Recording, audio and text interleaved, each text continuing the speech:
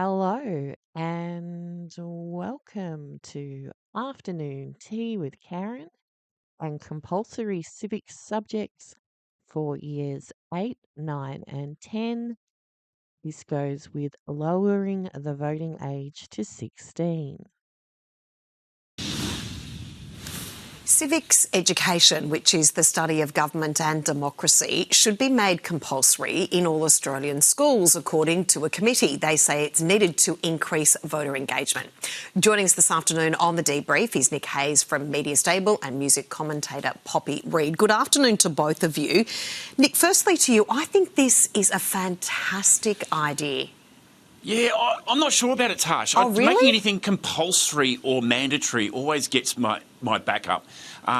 When you used to learn about civic responsibility, you learned that around the dinner table at home with the family, and you learned it at school through maybe politics or history.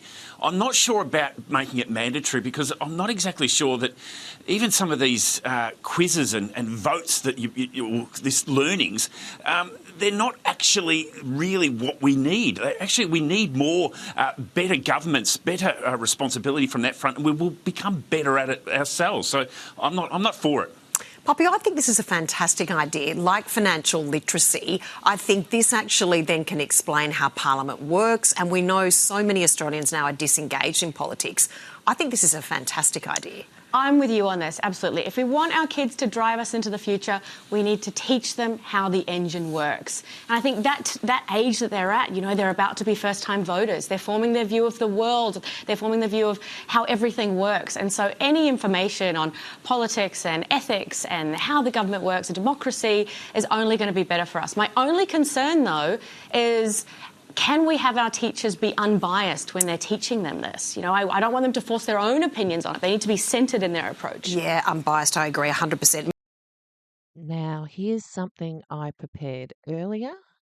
Education is key to lowering voting age. History in Year 9, modern history, history in Year 10, and civics and citizenship in Year 8.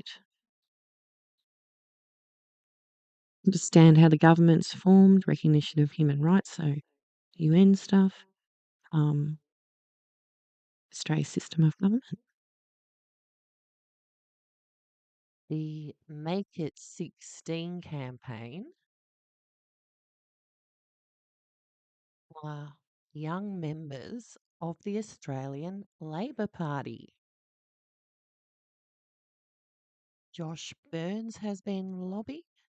Submission to the inquiry into Australia's human rights framework. Giving 16-year-olds the vote would be an insult to democracy. From 2016, it's an opinion piece by Terry Barnes. This week, Labor Senator Sam Desari revisited whether the voting age for federal elections should be lowered from 18 to 16.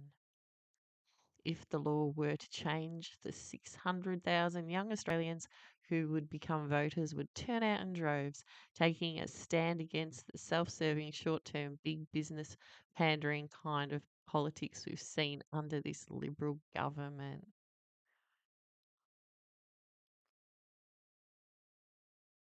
It's hearsay to say so in our youth-obsessed culture, but under 18s are not known for judgment and wisdom, nor for their depth of life experience. Most teenagers remain in the care of their parents and legal guardians. They might have a job in Macca's. Compulsory voting is a travesty of the democratic ideal of electing our parliamentary representatives through deliberate and informed choice.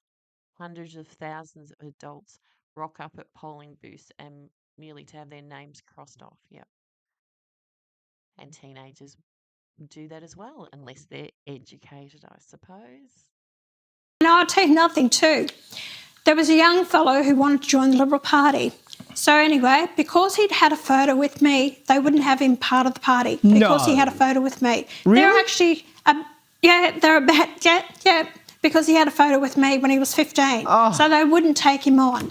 You know, I'm proud to say that I've launched the Young One Nation Party this year, and it's been fantastic to hear from them what their concerns are. You have to bring them on the journey with you. You have to involve them. You have to ask them what they want, how they see their future. And that's how I'm moving forward with the young ones. We connected a lot with the young ones through our cartoons. It's waking them up to it because they've been brainwashed in the educational system for the last 3 decades, 30 years, and it has infiltrated our system. No critical thinking, but it's been bought, the vote's been bought. We need to educate the kids, explain about politics, which we don't do enough in our universities or in our educational system.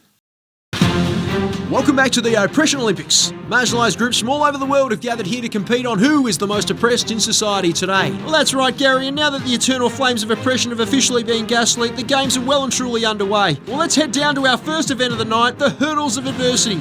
Well, good evening, everybody. We are moments away from seeing our competitors take on the hurdles of adversity. Lydia Thorpe's here representing Indigenous people, out to prove something tonight as they try and take out the women. But Indigenous people are only just trailing and they are looking very, very oppressed. But let's not forget homosexuals, Steve. I really like homosexuals. They know how to clear hurdles and they make it look effortless. That rounds out the top 3, but they've got the refugees, millennials, the neurodivergents hot on their tail. It really is anyone's event tonight, but it looks like we're about to make a start. And Thorpe off with a terrific start. She's coming up against the first big socio-economic hurdle here. Oh, but look out, Gary, with a bit of government assistance, she's able to clear that hurdle without any problems at all. And here comes Jordan Steele-John representing the disabled. What's he going to do? Yeah, straight over the top, Gary, look at that. And last and definitely least, we've got Anthony Albanese representing men. Oh, look at him, absolutely failing on his own merits with no one offering to help. Yeah, deservedly so, Gary. What an absolute clown for even attempting to compete. That's right, Steve, but let's head down to the artistic gymnastics now. Here's Pocock for the men. No round of applause. No one's happy that he's here. He looks so strong, so powerful, so confident. He just doesn't look oppressed at all, Gary. And yeah, as expected, a horrible score for a very toxic routine. But stepping up now is Maureen Faruqi representing people of colour, and oh, look at that, Gary, a perfect 10 from the judges. They haven't even seen the artistic performance yet, and the house has absolutely erupted in applause. Yeah, you simply can't criticise that routine at all, Steve. But let's quickly go check out the action going on down at the pool. Oh, Adam Band here, attempting to take a dive for the men. Failed to make a splash so far, but let's see what he can pull off here. Oh, privilege check! The officials have called for a privilege check here. Yeah, disqualified. That's a good call there from the officials. Men don't deserve a platform and they certainly don't need a springboard, so that's a good call. Ah! I hate being a man! No one thinks we're oppressed at all! Oh, come on, Adam, it's only fair. Ah! Why am I filled with so much toxic masculinity? I wish I wasn't such a red-blooded male! Calm down, Adam, your testosterone's through the roof. And that'll do. Off to a playlist. See you later. Bye.